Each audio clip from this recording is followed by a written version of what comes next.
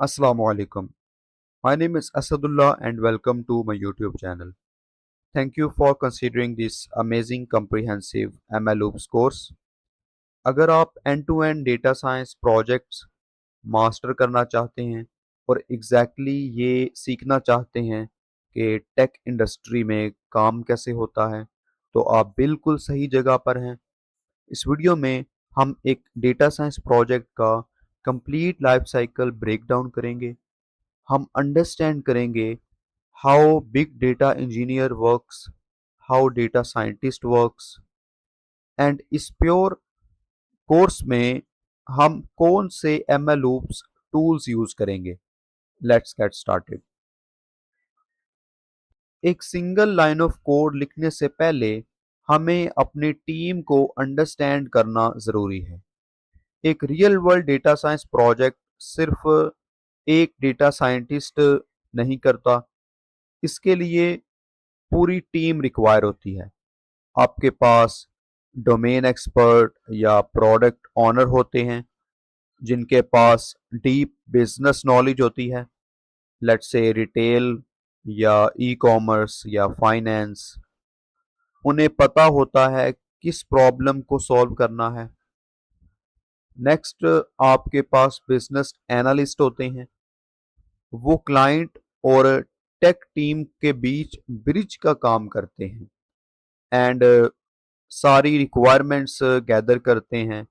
And last में आपकी tech team होती है, data analyst, data scientist, big data engineers. मिलकर वो एक आइडिया को एक वर्किंग प्रोडक्ट में कन्वर्ट करते हैं। हर प्रोजेक्ट की शुरुआत रिक्वायरमेंट गैदरिंग से होती है। प्रोडक्ट ओनर और बिजनेस एनालिस्ट के बीच डिटेल्ड डिस्कशंस होती हैं to define the project scope. वो सारी रिक्वायरमेंट्स लिखते हैं, उनको यूज़र स्टोरीज में ब्रेक डाउन करते हैं एंड नेक्स्ट काम को एजाइल स्प्रिंट्स में डिवाइड करते हैं, जैसे स्प्रिंट वन, स्प्रिंट टू वगैरह। ये लोग टूल्स यूज़ करते हैं लाइक जीरा, कन्फ्लुएंस, डॉक्यूमेंटेशन के लिए। लेकिन एज अ टेक प्रोफेशनल हमारा काम तब शुरू होता है जब वो रिक्वायरमेंट्स हमें हैंड ओवर कर देते हैं, और इसी से हम नेक्स्ट फेज पर आते हैं, बिग डेटा इंजीनियरिंग। जब हमें पता चल जाता है कि क्या बिल्ड करना है, तो हमें डेटा चाहिए। Data science team data sources identify करती है। ये डेटा इंटरनल डेटाबेस में हो सकता है, थर्ड पार्टी क्लाउड एपीआई हो सकती है, या आईओटी डिवाइसेस से स्ट्रीम हो रहा हो सकता है।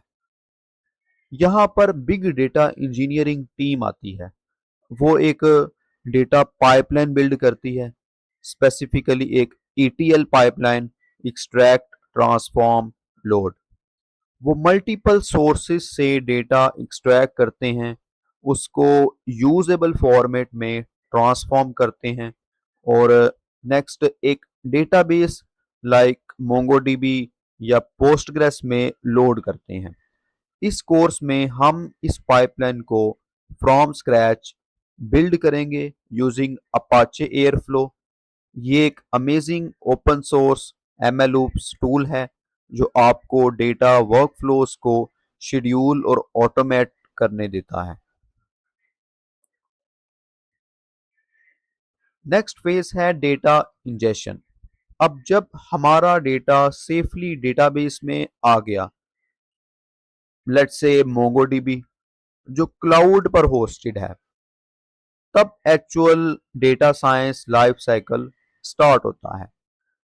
फर्स्ट स्टेप है डेटा इंजेशन। यहां से हम क्लाउड से डेटा को अपने एनवायरनमेंट में रीड करते हैं, लेकिन एक कैच है, डेटा टाइम के साथ चेंज हो रहा होता है, न्यू फीचर्स ऐड होते हैं, फॉर्मेट्स चेंज होते हैं, इसको हैंडल करने के लिए हम DVC data version control use करेंगे। डीवीसी हमें अपने डेटा सेट्स को वर्जन करने देता है।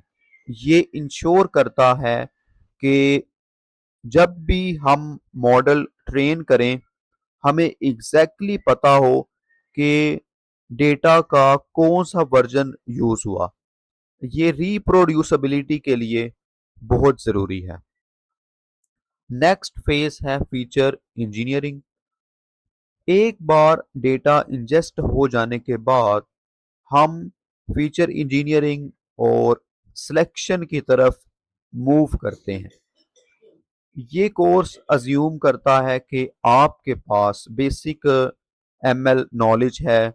मैं आपको असेंशियल ट्रांसफॉर्मेशंस में गाइड करूंगा। हम ईडीए करेंगे, मिसिंग वैल्यूज को हैंडल करेंगे, आउटलायर्स को मैनेज करेंगे और सिर्फ उन बेस्ट फीचर्स को सिलेक्ट करेंगे जो हमारे मॉडल को अफेक्टिवली सीखने के लिए चाहिए। नेक्स्ट फेज है मॉडल एंड ट्यूनिंग। अब आता है सबसे exciting part, hyper parameter tuning, model creation. हम सिर्फ एक मॉडल ट्रेन नहीं करेंगे, हम मल्टीपल मॉडल्स ट्राई करेंगे और techniques like grid search CV, randomized search CV, hyper opt use करेंगे बेस्ट पैरामीटर्स फाइंड करने के लिए। लेकिन हम कैसे ट्रैक रखेंगे कि कौन सा मॉडल बेस्ट परफॉर्म किया? हम इसे जस्ट जुपिटर नोटबुक में लिखकर नहीं रख सकते।